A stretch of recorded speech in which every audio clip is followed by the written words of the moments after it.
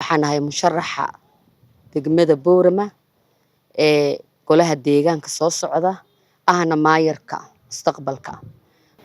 hablo sidaada oo kale waxaa jiray golayaashii deegaankii hore ka mid ahaa tartamay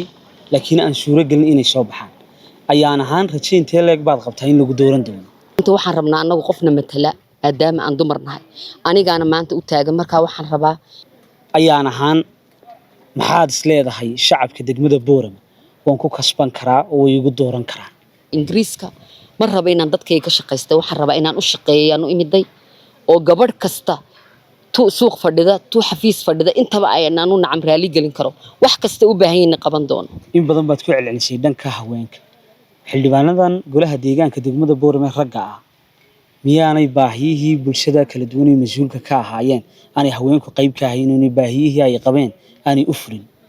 haweenka waxaan leeyahay dhammaantiin maanta waa timekeeni waa maanta saacadii dumarka maanta xitaa waxaad soo saaraysaa nacam inaad inigu awood leedihiin waxaan rabaa inaad dhammaantiin dumar ahaan inaad qabiil lagama maarmo laakiin maanta waxaan rabaa inaad dumar ahaan aad iigu shaqaysaan ii heeliyo maanta anna berisaan iigu heeliyo diibaad soo baxdo xildhibaan gola deegaanaad ku soo baxdo maayir lagu doorto oo golaha deegaanka dhexdiisa ay ku doortaan ayaan ahaan maxaad kaga duwanaan doontaa baad is leedahay maayiradii degmada Boorama soo maray halkan waxaan ka hadlaysaa ayaan Professor Abokor Cabdi waxaan ahay musharaxa degmada Boorama ee golaha deegaanka soo socda ahna maayarka mustaqbalka waxaan rabaa anigu waxaan ka imiday London waxaan u imiday dalkaygii iyo dadkaygii waxaan u rabaa inaan nacam wax u qabto oon ka dhigo nacam dalka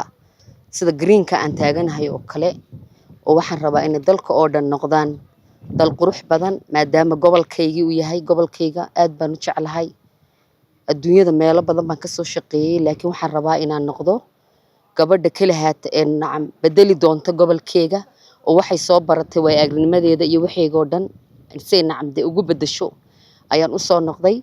oo wadankayga u imid aad iyo aadna waan u jeclahay halkan waxaan ka sheegayaa nacam maadaama aan ahay musharaxa dumarka u sharaxan horta kow waxa igu kalifay inaan is sharaxo waxaan weynay matalaadii dumarka waayo inamadeenna waan jecelnahay alxamdulillah maalin walba waan u sacabtumnaa halkay rabaan waan gaarsiinaa laakiin waxba naguma soo celiyaan waayo waxaan nahay dumar waxaan nahay daciif waxaan nahay inaan wax qabanno ayaan rabnaa waayo maanta haddaan wax qof noo qabta aan heli lahayn dee dadkaasaaban raadin lahayn laakiin anigu waxaan rabaa dumarkayga jilicda sanle kuwa suuqa fadhiya kuwa aqoon-yahanka intay shahaadada qaateen gurigii dib ugu noqday inaan soo kiciyo inaan u sameeyo meelaha nacam meelo xafiisyo cabashadooda la gaarsiiyo xafiisyo nacam ay wax ku qabsan karaan dumar ahaan haddaan nahay waxaan jecelahay anigu dumarka inay maanta horumar gaadhaan oy gacmahooga dhunkadaan oy wax qabsadaan waxaana u muhiimsan inay nacam anagu maadaama aynu dumar nahay maadaama aynu nahay maanta aqoontii hayno businesskii leenahay meelihii dhannaa een wax maanta aan ku qabsan lahayn ayaan rabaa inta badan inay nacam aan ka baahi tiro baahi ilaahay baa tiro laakiin waxaan rabaa gabadh ay kusoo hirtaan oo u noqoto matalaada gobolka oy nacam raadiyaan oy nacam u yimaadaan xafiiskii u fadhida baahideeda u sheegan karaan waxaan rabaa anigu maadaama aan wadan horumaray ka imiday waxaan rabaa sidaasoo kale inaan ka dhigo meelo ay caafimaadkii dumar ka helaan caafimaad friya u soo sameeyo aan u sameeyo muxuu waxbarasho friya waxbarashadu maaha uun jaamacad waxbarashada wadamada lagu shaqeeyo waxa weeyaan waa gacmaha waa skills baa la yiraahdaa nacam farsamada gacmaha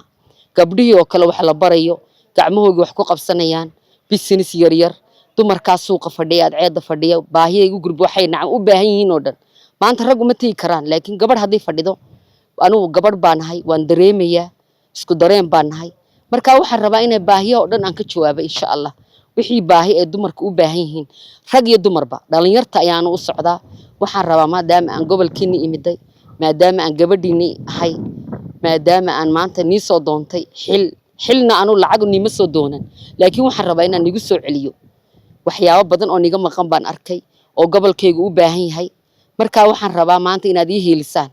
anigu waxaan u sharaxanahay gobolka awdal degmada Boorama anu qabiil uma sharaxni cid uma sharaxni dhalinyarta ayaan ka codsanayaa siiba dumarka ayaan ka codsanayaa maanta waa xilligeeni maanta waa xilligan isdooran lahayn xilligii la isdooran lahaa weeyaan maanta alxamdulillah rag badan baan soo dooranay laakiin waxaan u baahanahay in maanta inagu aan isdooranno siyaasi murashax xildhibaan gole deegaan ayaan Abubakar Cabdi waxa tiri waxaan doonayaa inaan noqdo maayirka degmada Boorama haddii aan ku guuleysto murashaxa golaha deegaanka ma isleedahay hadiiba ay ku codeeyaan shacabka degmada Boorama ayaan ahaan kartideedii iyo khibradeedii iyo aragnimadeedii ma leedahay aad ku noqon lahayd maayirka degmada Boorama yes waxaan leeyahay haddii ii codeeyaan degmada Boorama waxaan aaminsanahay inaan ku soo bixi doono qofka ugu sareeya kartideedii waan leeyahay way oran doonaan gabadhayada aqoon-yahankayga ayaan rabnaa inay noo noqoto maayir wari of course way waxa weeye hablo sidaada oo kale waxa jiray golayaashii deegaankii hore kamid ahaa tartamay laakiin aan suuro galin inay soo baxaan ayaan ahaan rajayntii leeg baad qabtaa in lagu dooran doono waxaan ku leeyahay waagii hore anagu haddaan dumar nahay waxaan ahayn dadka kale ma daba soconay laakiin maanta waxaan aaminsanahay 100% inaan dumar ahaan isku ag istaagi doono oo istaageeri doono oo noqon doono gabadha ugu sareysa gobolka la doorto marka aad iyo aad baan ugu kalsoonahay degmada aad iyo aad baan ugu kalsoonahay inaan noqon doono gabadha soo bixi doonta insha Allah ayaan ahaan maxaad isleedahay shacabka degmada Boorama waan ku kasban karaa oo igu dooran karaa waa su'aal wanaagsan waxa igu ku kasban karaa maadaama ayna haysan maanta kula daagaan ama qof maanta nacam masabkoogii iyo wuxoogii nacam day u sheegan karaan oo gabadh maanta sidoodii oo kala oo joogta ayna haysan maanta waxaan leeyahay haday helaan matalaad dhab ah inay wax kasta ay heli doonaan waayo maanta waxaan rabnaa anagu qofna matala maadaama aan dumar nahay anigaana maanta u taagan markaa waxaan rabaa inaan dumarka wax ka bedelo oo ay cabashadooda xafiisyo cabasho ah wax kasta nacam dumarka u sameeyo xitaa aan u sameeyo looyaro ama de loo dooda nacam wax kasta ay u baahan yihiin baahiyaha bulshada aan dhamaystiro marka aad iyo aad baan ugu hanweyna in lay dooran doono way ayaanay in badan baad ku celcelisay dhanka haweenka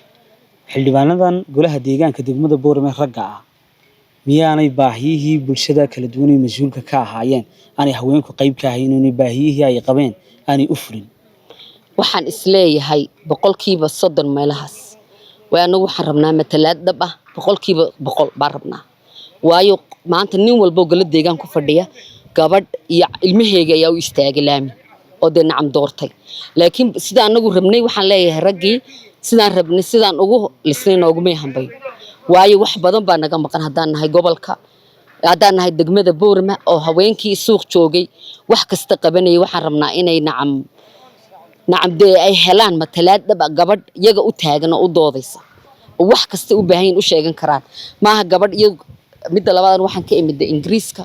ma rabo inaan dadkayga ka shaqeysto waxaan rabaa inaan u shaqeeyo u imiday oo gabadh kasta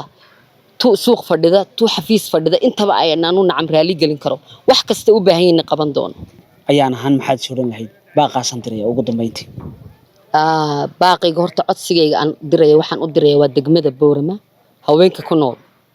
haweenka waxaan leeyahay dhamaantiin maanta waa timekeeni waa maanta saacadii dumarka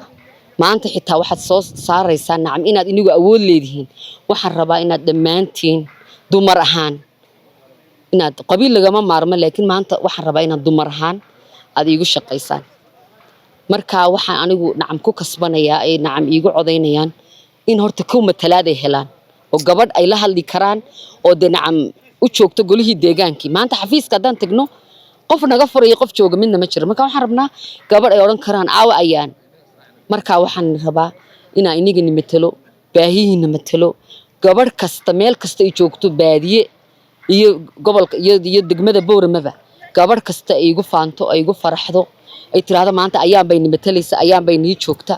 marka waxaan sugayaa codkiina ii heeliyo maanta anna berisaan igu heeliyo waana nigu kalsoonay 100% inaan noqon doono gabadha ugu codka badan leh degmada Boorama marka maalinta ay soo saartaan een maayirka nii noqdo maalinta aniguna waxaan nii noqon doonaa hiirooga nacam aad ku hiran doontaan qofkaad oran doontaan ayaanba way soo baxday waxaan rabaa anu imika nacam dadka waxa ku jira xishood waxa ku jira inay nacam way niyad jabsan yihiin dumarka waxaan rabaa inay niyadooda soo kiciyo oo degmada dambe insha Allah marka dambe ayuu wada noqonaba maaha divided by 2 10 to 10 dumarka u noqdaan way hadii baad soo baxdo xildhibaan gole deegaan aad ku soo baxdo maayir lagu doorto golaha deegaanka dhexdiisa ay ku doortaan ayaan ahaan maxaad kaga duwanaan doontaa baad isleedahay maayiradii degmada Boorama soo maray horta ka waxaan sameyn doonaa degmadayda Boorama green sidan oo kale inaan ka wada dhigo green oo gobolka cagaaran weeyaan gobol qurux badan noqdo labo inaan sameeyo goobo caafimaad oo caafimaadku aad u jaban yahay qof kasta ku waxba haysan iyo ku haystaba iman karaan saddex waa inaan sameeyaa degmooyinkayga laamiye sa ugu xidhma waa gaariyadii deegaanadeeda nacam gobolka galaya waa inay laamiye helaan oo ay helaan nacam de laami ay noqon karaan nacam de wax wada fudud dadkii wax wada xanuunay kaliyihii si jigjigta u hayeen marka laamiye sameynay waxaan kala sameynaya goobo qurux badan oo de nacam dalxiisa oo dadku gobolkeena u yimaadaan oo yiraahdaan gobolkii cagaarnaa baan tagaynaa oo dalxiiska marka taana waan sameynaya ta shanaadeen sameynaya wax weeyaan dumarkeena ganacsiga ee laamiyada ku ganacsada ee aad iyo aad u daciifka ah inaan kor u qaado oo sameeyo meel ayagu gaar u leeyihiin ku ganacsadaan sida waayimka maalin kasta loo jiiraya marka anigu waxaan ku suntanahay qofka jilicda san inaan mar walba u gargaaro waxaana noqon doonaa maayirada insha Allah waayahay daawadayaal waxay ahayd murashax gole deegaan ayaan Abubakar Cabdi oo iyadu sheegtay inay tahay golaha deegaanka degmada Boorama u sharaxan tahay isla markaana ay waliba doonayso inay noqoto maayirka degmada Boorama waxay haweenka degmada Boorama iyo sidoo kale ragaba ka codsatay inay waqti xaadirkani maanta iyadoo codka siiyaan oo ay u heeliyaan doorashada fooday nagu soo haysay 2026 warbaahinta Cishqi TV ayaanad ka daawanayseen waraysigani wad ku maasantahay ayaan waxaan ku rajaynaynaa guul iyo insha Allah taala natiijo fiican adiguna maasantahay Cishqi aad iyo aad baa maasantahay